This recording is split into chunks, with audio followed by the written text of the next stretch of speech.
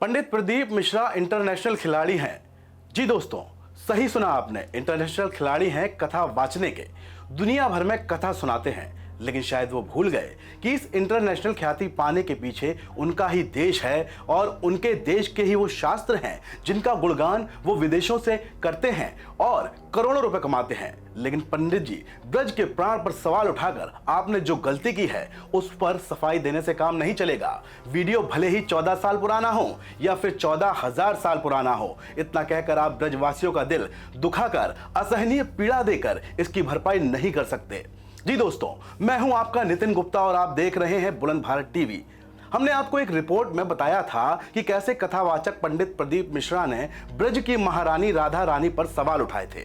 दूसरी बात यह भी है कि यह बात किसी मौलाना के मुंह से होती तो हजम भी हो जाती, लेकिन आपसे ऐसी उम्मीद नहीं थी पंडित जी। आपने जो किया उसकी माफी मांगने के बजाय आप सफाई दे रहे हैं। तो सुन लीजिए, आपकी ये सफाई ना तो ब्रजवासियों को भाई और ना ही ठाकुरानी के भक्तों को। तो दोस्तों, आपको सबसे पहले बताते हैं कि पंडित प्रदीप मिश्रा ने अपनी सफाई में क्या कहा है।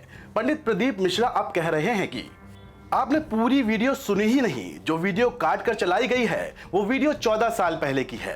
14 साल पहले जो कथा उन्होंने कमलापुर के कही थी, उसी कमलापुर की कथा पूरी निकालकर सुनना। उसमें हमने राधा जी के विवाह का वर्णन भगवान श्री कृष्ण के साथ भी किया है। ब्रह्मा जी को जब श्राप लगा तब ब्रह्मा जी ने नारद जी के कहने पर राधा जी का विवाह श्री कृष्ण से कराया। इस विवाह को केवल ब्रह्मा जी, नारद जी, राधा जी और सिर्फ कृष्ण ही जानते हैं। इसके सिवाय उस विवाह को कोई नहीं जानता। अब लोग हमसे कह रहे हैं कि आपने कैसे कह दिया, तो हम उनसे कहना चाहता हूं कि आप पढ़िए। पढ़ नहीं सकते तो ब्रज 84 कोस की यात्रा पर जाइए। ब्रज 84 कोस में कोकला वन में जाइए और कोकला वन में कोसी के पास में जाकर गांव जाइए। जाओ गांव में अनय घोष, जटिला, कुटला, राधा जी और कृष्ण जी का मंदिर भी है जो आज भी 84 कोस में विराजमान है।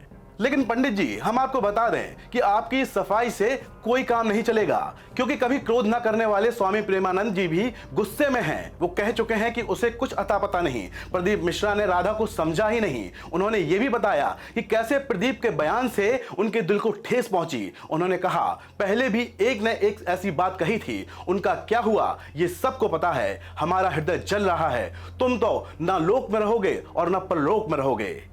वही सिर्फ प्रेमानंद महाराज ही नहीं, बल्कि तपस्वी छावनी के पीठाधीश्वर जगत गुरु परमहंस आचार्य ने भी प्रदीप मिश्रा को आड़े हाथों लिया है। उन्होंने कहा है कि जिस तरह कथावाचक प्रदीप मिश्रा ने बयान दिया है उससे पूरा संत समाज आहत है।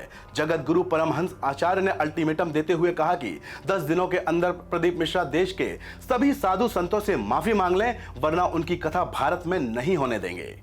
सुना आपने, सफाई नहीं पंडित जी, माफी चाहिए, वरना देश छोड़कर विदेश में ही बस जाइए। क्योंकि अब तो राम मंदिर के मुख्य पुजारी आचार्य सत्येंद्र दास ने भी साफ कहा है कि धार्मिक ग्रंथों के मुताबिक राधा रानी बरसाने की थी। शास्त्रों में इसका वर्णन भी है।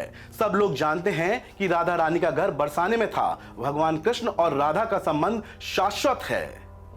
पंडित प्रदीप मिश्रा जी, आपके टोटके यहां चलने वाले नहीं, क्योंकि ब्रज के प्राण बसते हैं राधा रानी में। दोस्तों, आपको बता दें कि पंडित प्रदीप मिश्रा एक प्रसिद्ध आध्यात्मिक गुरु और कथावाचक हैं। उन्होंने सीहोर के कुबेरेश्वर धाम बना रखा है, जहां पर देश दुनिया के लोग आते हैं। कथा शिव पुराण से ही पंडित मिश्रा ने अपने ज्यादातर प्रवचन शुरू किए हैं। पंडित मिश्रा हर साल रुद्राक्ष वितरण का कार्यक्रम करते हैं, जिसमें लाखों श्रद्धालु भी पहुंचते हैं। इसीलिए इनकी ख्याति देश और विदेश में है। मीडिया रिपोर्ट्स तो ये भी बताती हैं कि पंडित प्रदीप मिश्रा अपने टोटकाचार्य के नाम से भी मशहूर हैं, क्योंकि अपनी कथाओं के दौरान कभी ये घर और प्रॉपर्टी को बढ़ाने के लिए टोटके बताते हैं, तो कभी लोगों को करोड़पति बनने की ट्रिक बताते हैं। इतना ही नहीं, एक बार तो पंडित जी ने बिना पढ़े ही बच्चों को पास होने का टोटका बता दिया और कहा था कि अगर बच्चे ने साल भर कुछ पढ़ाई नहीं की और वो परीक्षा देने जा रहा है तो पास हो जाएगा, लेकिन इसके लिए बच्चे को शिवलिंग में शहद लगी बेलपत्र को लगाना होगा। तो पंडित जी, ये बात कैसे हजम हो जाएगी? बिना पढ़े बच्चा कोई कैसे पास हो जाएगा? और ऐसा करने की जरूरत भी क्या है?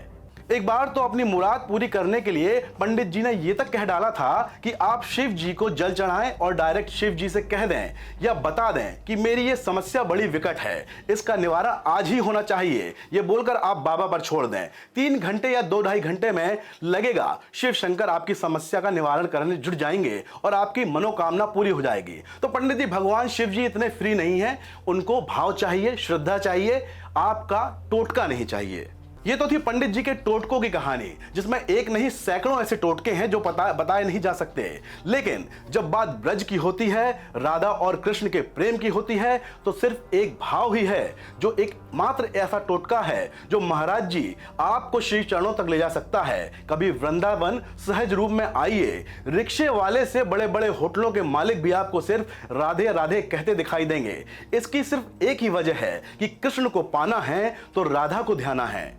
क्योंकि हो सकता है कि आपके टोटके से बिना पढ़े कोई छात्र पास हो जाए, लेकिन श्री जी की कृपा के बिना ठाकुर जी का दर्शन असंभव है। इसलिए आपसे विनम्र निवेदन है, विनम्र इसलिए क्योंकि हमारे ब्रज में क्रोध का कोई अस्तित्व नहीं है, विश्वास नहीं है। तो कभी यमुना किनारे बसे तटीय स्थान पर आकर देखिए, जिसके लिए कहा जाता है कि कलयुग यहां आज तक प्रवेश नहीं कर पाया। इसलिए आप ठाकुरानी के सामने बरसाने जाइए और माफी मांगकर संतों के क्रोध से खुद को बचाइए। बाकी श्री जी तो कृपा बरसाते ही हैं, आप भी वहां से खाली हाथ नहीं लौटेंगे। तो प्रेम से बोलिए राधे राधे पंडित जी।